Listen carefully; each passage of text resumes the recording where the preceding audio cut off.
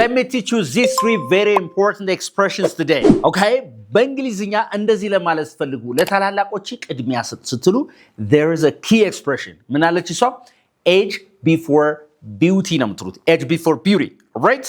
ለምሳሌ አሁን የሆነ ሰው ቀድሞ ወደ መኪና ሊገባ ሲል አረ ለታላላቆች ቅድሚያ ስትሉ please age before beauty ነው የምትሉት። እስቲ በል እስቲ please age before beauty ነው የምትሉት። እባክህ ለታላላቆች ቅድሚያ ስጥ በያላችሁት ነው ማለት ነው። yes or no? ኤጅ ምንድነው? እድሜ ነው። ቢዩቲ ቁንጅና ማለት ነው አይደል? ስለዚህ ፕሊዝ ኤጅ ቢፎር ቢዩቲ ስትሉት እባክህ ለተላላቆች ቅድሚያ ስጥ እያላችሁት ነው ማለት ነው። ለሚበልጡ በእድሜ ማለት ነው። ኢዝ ዛት ኦኬ? ኤጅ ቢፎር ቢዩቲ። ሁለተኛ እንደገና ደግሞ የሆነ ሰው እንግዳ ቢመጣባችሁ ቤታችሁ ውስጥ እንደፈለግኩን በቃ እንግዳዬ ነህ የኔ ተጋባዥ ነህ ስትሉት ምን ነው የምትሉት? እንደፈለግኩን ስትሉ ምን ነው የምትሉት?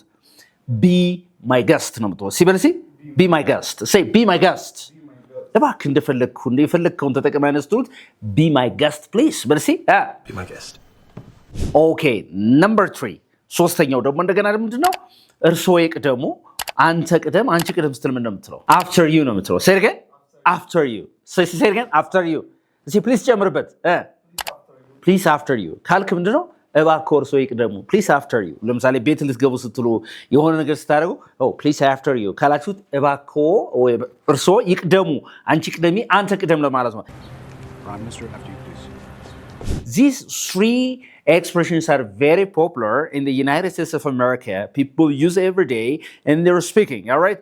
I want you to give me your own popular examples under the comment section. Thank you very much. This is Unique English, where you can learn English uniquely. Anybody who is interested in learning online or face-to-face classes, give us a call. We can teach you English excellently. Think again. Bye.